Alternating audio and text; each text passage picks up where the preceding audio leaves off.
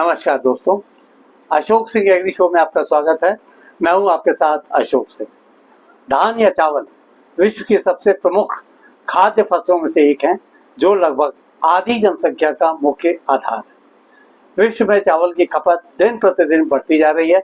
विशेषकर एशियाई देशों में बढ़ती जनसंख्या, शहरीकरण, फूड सिक्योरिटी की चिंता और उपभोक्ताओं की पसंद में बदलाव के कारण चावल की मांग ग्लोबल स्तर पर अत्यंत तेजी से बढ़ रही है। इसके अलावा हाई क्वालिटी वाली बासमती और सुगंधित किस्मों की भी अंतर्राष्ट्रीय बाजार में अच्छी मांग है। हालांकि धान की फसल के लिए अन्य खाद्यान्न फसलों की तुलना में कहीं अधिक पानी की जरूरत पड़ती है और विश्वव्यापी स्तर पर जल की कमी को देखते हुए यह चुनौती और अहम हो जाती है।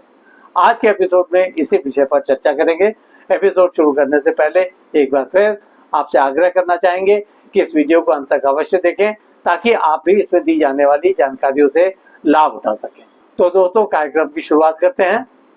धान उत्पादन के भारतीय परिदृश्य से बात की शुरुआत करते हैं। भारत विश्व का दूसरा सबसे बड़ा चावल उत्पादक और सबसे बड़ा एक्सपोर्टर देश है।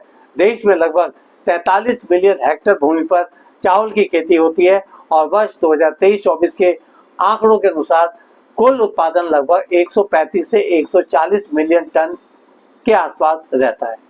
यह बताने की जरूरत नहीं कि विशेषकर पूर्वी, दक्षिणी और उत्तर पूर्वी राज्यों में चावल देश की आबादी का मुख्य आहार है। हमारे देश में चावल के प्रमुख उत्पादक राज्यों में पश्चिम बंगाल का नाम शीर्ष पर आता है। यहाँ पर देश के कुल चावल उत्पादन का लगभग 15% उपजाया जाता है। इसी तरह से उत्तर प्रदेश के बड़े क्षेत्रफल में चावल का उत्पादन किया जाता है। पंजाब और हरियाणा राज्य प्रमुख तौर पर बासमती व सुगंधित चावल के लिए जाने जाते हैं। इसी तरह से छत्तीसगढ़ और उड़ीसा में पारंपरिक चावल की किस्में उगाई जाती हैं। आंध्र प्रदेश और तेलंगाना भी उच्च उत्पादन के लिए अपनी पहचान बनाए हुए हैं। इतना ही नहीं, बिहार और झारखंड में मानसून आधारित खेती में चावल उपजाया जाता है। दूसरी ओर तमिलनाडु और कर्नाटक में चावल उत्पादन की दोहरी फसल प्रणाली अपनाई जाती है।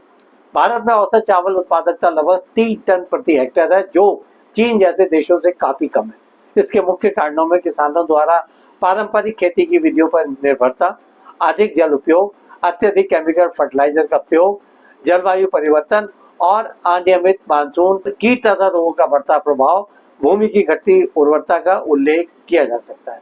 आगे बढ़ने से पहले यह भी समझ लेते हैं कि चावल की पारंपरिक खेती में 1 किलो चावल के लिए 3000 से 5000 लीटर पानी की आवश्यकता होती है।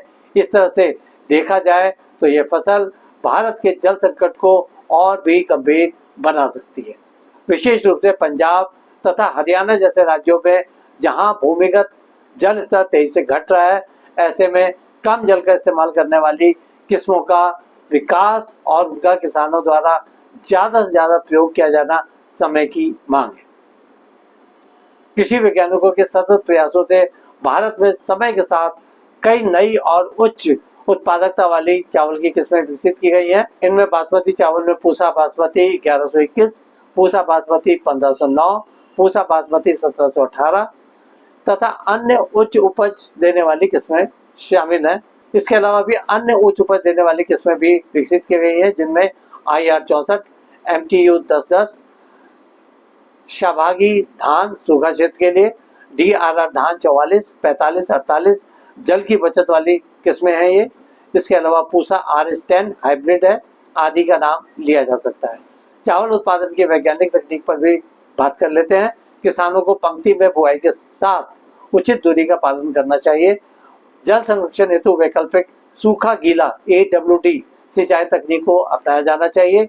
इसी तरह से धान की SRI system of rice intensification पद्धति में कम पानी, कम बीज और अधिक उत्पादन पर जोर दिया जाता है। हमेशा मृदा परीक्षण के अनुसार फर्टिलाइजर का उपयोग करना चाहिए।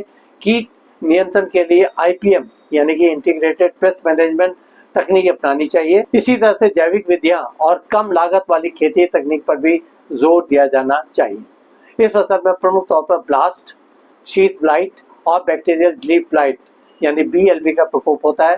ब्लास्ट या झुलसा की रोकथाम के लिए प्रतिरोधी किस्में ट्राइसोइट फफूंदनाशी का उपयोग करना चाहिए।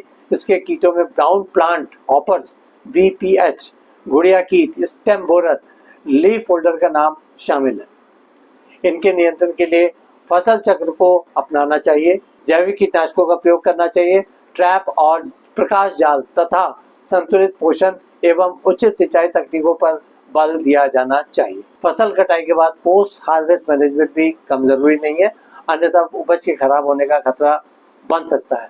पहली बात तो यही है कि कटाई समय पर करनी चाहिए, यानी जब 20 से 22% नमी हो, मशीन से थ्रेशिंग कर दानों को अलग किया जाना चाहिए। इसके बाद दानों को धूप में अच्छी तरह सुखाते हुए नमी के स्तर को 12 से 13% तक आने देना चाहिए। सुरक्षित भंडारण के लिए धातु या प्लास्टिक के ड्रम का प्रयोग करना चाहिए। भंडारण में कीटों की बर्बादी से बचाव के लिए नीम या अन्य जैविक उपाय अपनाने चाहिए। इस फसल में सुधार तथा उन्नत किस्मों के विकास के लिए देशव्यापी स्तर पर अनुसंधान किए जा रहे हैं।